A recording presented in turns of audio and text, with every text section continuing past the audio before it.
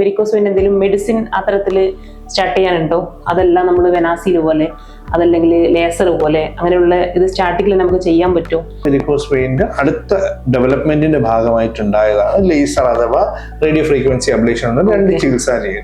ഇത് രണ്ടിലും സംഭവിക്കുന്നത് രണ്ട് type of energy, radio frequency energy അല്ലെങ്കിൽ ലേസർ എനർജി കൊടുത്ത് നമ്മൾ ഈ വെയിനെ എന്ത് ചെയ്യുന്നു എന്നേ ഉള്ളൂ, കരിക്കുന്നു.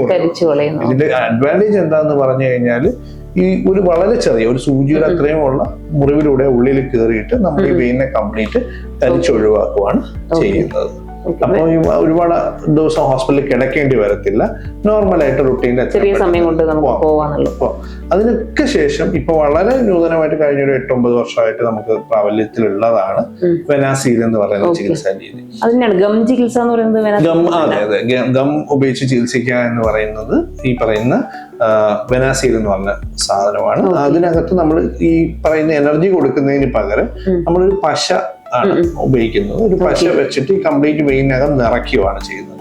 അത് നമ്മുടെ ആ വെയിൻ നിറഞ്ഞ് അടച്ചെടുക്കുവാണ്, ഒട്ടിച്ചെടുക്കുവാണ് ചെയ്യുന്നത്. കംപ്ലീറ്റ് ആയിട്ട് ഒട്ടിച്ചെടുക്കുന്നതുകൊണ്ട് തന്നെ ഈ മറ്റ്, അതായത് ഇപ്പോ സ്വാഭാവികമായിട്ട് എല്ലാവർക്കും വരുന്ന സംശയം എന്ന് വെച്ചാൽ റേഡിയോ RFA അല്ലെങ്കിൽ വെനാസീല് തമ്മിലുള്ള വ്യത്യാസം, അല്ലെങ്കിൽ ലേസർ വെനാസീലും തമ്മിലുള്ള വ്യത്യാസം.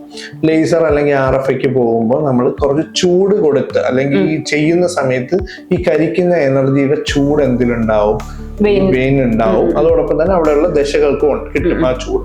അത് ഒഴിവാക്കാം. ഏരിയക്ക് ബുദ്ധിമുട്ടില്ലാത്ത ലെവലിൽ വെയിൻ മാത്രമാണ് വെനാസീലാകുമ്പോൾ അത് ഒട്ടിക്കുന്നതാണ്, അവിടെ ചൂടുണ്ടാവുന്നില്ല.